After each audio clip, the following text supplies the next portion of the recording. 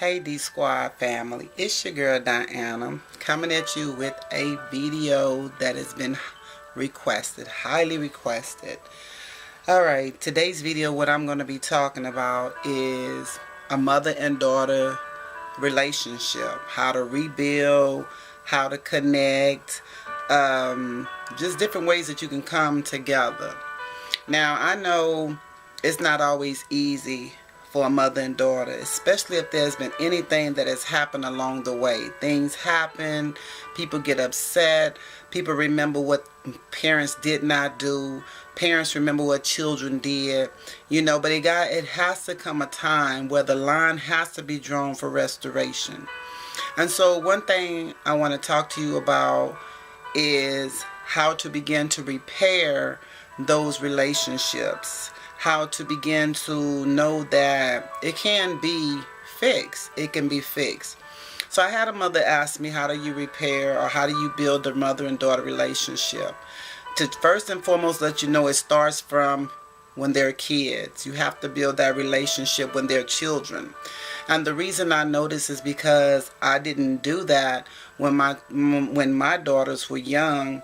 And then the reason why is because I was basically doing my own thing. I was going out, I was leaving them at babysitters, or I just wasn't really focused, wasn't really paying attention, wasn't involved in their lives like I should have been. That's the first way that destruction can come about in your relationship with your daughter. Young ladies have to be taught. They watch everything that their mothers do, from relationships to keeping house, from cooking, from taking care of business, from providing, especially if you're a single mother or if you're married.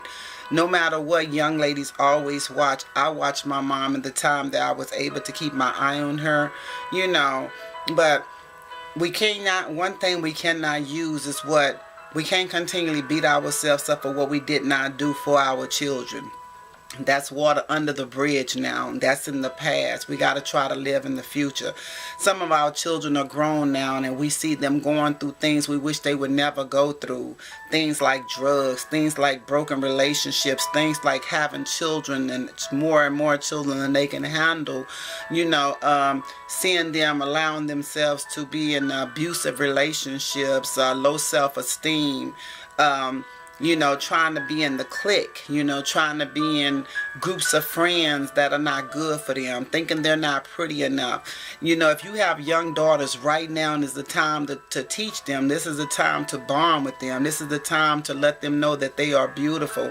This is the time to sit down and have that talk with them about life, especially guys, because our young ladies get veered off. They veer off, when a young boy tells them that they're pretty, or an older boy for that matter, and then it gets in their head and they begin to believe that. Or our young girls grow up thinking that they're not good enough, that they're not beautiful, when indeed they are precious. No matter what they look like, it doesn't matter. But they need to hear that from their mother. Another thing I could tell you to do is give them hugs, hold them, because no matter how old your daughter gets, she needs that motherly love, that motherly guidance. She needs that. It does something to them. And if they've made mistakes along the way, the best thing that you could do for your child is to hold them in your arm. I'm going to let that phone ring. Hold them in your arm and let them know how much you love them, how special you think they are. And one of the most important things you could do is always praise them. Tell them, hey, you're doing a great job. You did good. I'm very proud of you.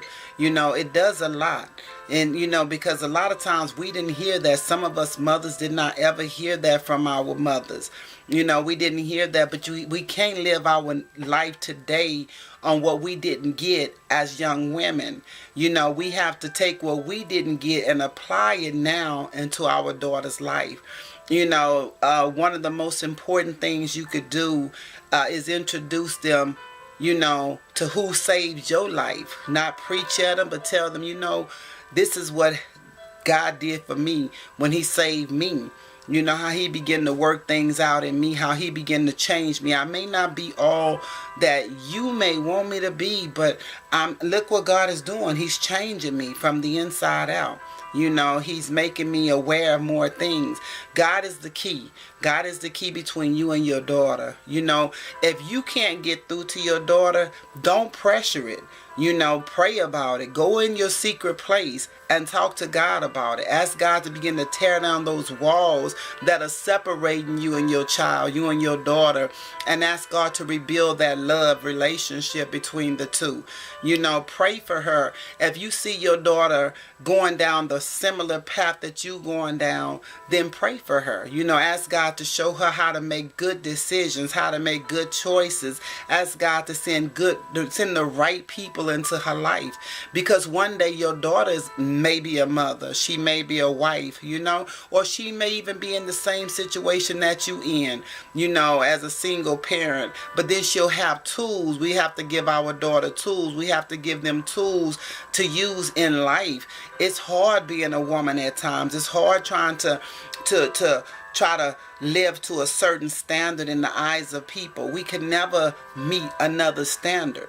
So what you need to do is just appreciate your daughter. Tell your daughter or daughters how much you appreciate them. From time to time, I had a lot of disagreements with my daughters, all three of them. I wasn't proud of some of the decisions and choices that they made, and I was angry and I lashed out at them, which all that did was bring about a separation.